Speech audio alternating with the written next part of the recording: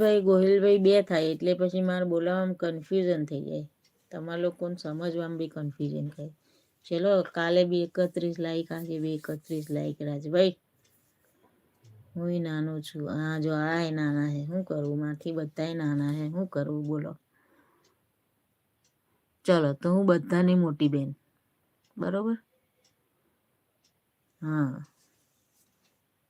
બધાની મોટી બેન.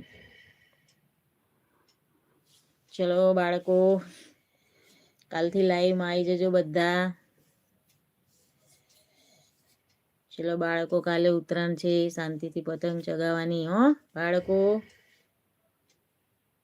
હું બધા કરતા નાનો છું. આ તો 8 વર્ષનો બાબો છે. શું કીધું બાળકો?